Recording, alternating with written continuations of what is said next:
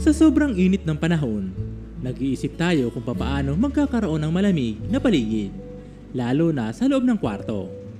Kaya naman sa video na ito ay pag-uusapan natin ang mga halaman na makakatulong upang magkaroon ng presko at malamig na paligid. Ano-ano nga ba ang mga halaman ang dapat na meron ka sa loob ng bahay ngayong summer? Alam nating lahat na ang mga halaman ay isa sa nagbibigay ng preskong hangin at maaliwalas na pakiramdam sa paligid. Ngunit may mga halaman na mas higit ang ibinibigay na presko dahil sa mga namumukod-tangin nitong mga katangian. Narito ang ilang mga halaman na dapat meron ka ngayong tag-init na panahon. Giant Taro. Ang Giant Taro na kilala rin bilang Alocasia macrorhizos o elephant air plant ay isang magandang halaman na maaring itanim sa loob ng bahay.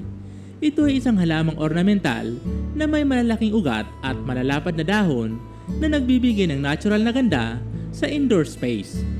Dahil sa katangian nito na malalaking dahon, makakatulong ito upang magbigay ng mas maraming oxygen o sariwang hangin at nakakatulong na pababain ang temperatura sa loob ng kwarto. Kung maglalagay ka ng Giant Taro sa loob ng bahay, siguraduhin na ilagay ito sa lugar na may liwanag at regular itong diligan ng tubig. Rubber plants. Ang rubber plant o Ficus elastica ay isa sa mga popular na indoor plants na maaaring itanim o ilagay sa loob ng bahay. Kilala ang halaman na ito sa kanyang malalaking dahon na maaaring makatulong sa pagbibigay ng presko at malinis na hangin sa loob ng kwarto. Siguraduhin lamang na kung ilalagay ang halamang ito sa loob ng kwarto ay makakatanggap ito ng sapat na liwanag ng araw at punasan ng basang tela ang mga dahon nito dahil nag-iipon ito ng alikabok.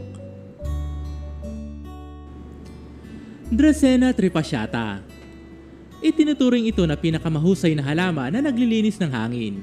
Kilala ito sa tawag na snake plant o mas kilala sa tawag na mother's-in-law tongue. Ito ay isang natural na air purifier na naglalabas ng mas maraming oxygen sa gabi na nakakatulong para sa mas maayos na pagtulog.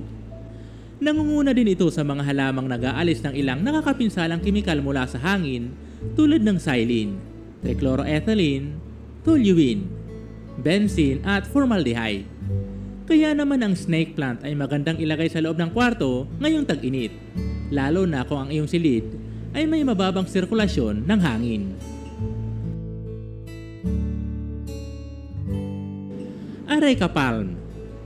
Ang Areca palm o kilala rin bilang butterfly palm o golden cane palm ay isang magandang halaman na magdadagdag ng natural na ganda at buhay sa loob ng bahay. Bukod dito, dahil sa malalapad na mga dahon nito, makakatulong ito upang magdagdag ng presko at lamig sa loob ng bahay. Ngunit tiyakin lamang na ilagay ito sa malapit sa bintana kung saan may moderate to bright na natural light. Siguraduhin din na hindi ito nabababad sa tubig at may tamang drainage sa lalagyan. Split leaf philodendron. Kilala rin ito sa tawag na philodendron siluum. Mayroon itong dark green at variegated na mga dahon na tiyak na makadaragdag ng presko at tropical na ambience saan mo man ito ilagay. Isa ito sa napaka-popular na halaman sa ngayon dahil sa katangian nito na photogenic. Napakadali lang alagaan ang halamang ito at hindi masyadong alagain na halaman. Ang iba pang kilala na uri nito ay ang gold satin, little crunch, at ang lime fiddle. Spathiphyllum bungo-bungo. Ang Spathiphyllum bungo-bungo ay isang variety ng peace lily na mayroong malalaking dahon. Ito ay hinahangaan dahil sa kakaiba at exotic nitong itsura.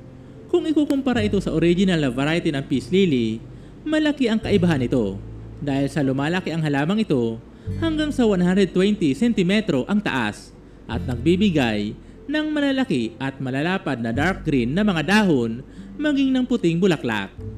Ang itsura ng halamang ito ay talaga namang magbibigay ng preskong pakiramdam sa mga makakakita nito. Narito pa ang mga halaman na dapat meron ka sa loob ng bahay ngayong tag-init na panahon.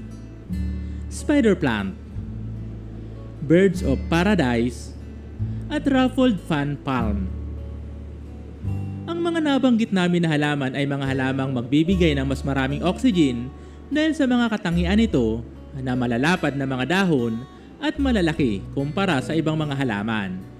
Napakahalaga na mayroon kang tanim na halaman sa paligid at loob ng bahay upang magbigay ng ekstrang oxygen at para magkaroon ka ng preskong paligid, lalo na ngayon na sobrang init ng panahon. Sang-ayon ka ba sa mga halamang nabanggit namin sa video na ito? Alin sa mga ito ang paborito mo at ano ang masasabi mo sa mga halamang ito? Ibahagi ang iyong komento at suggestion sa comment section at babasahin namin ito.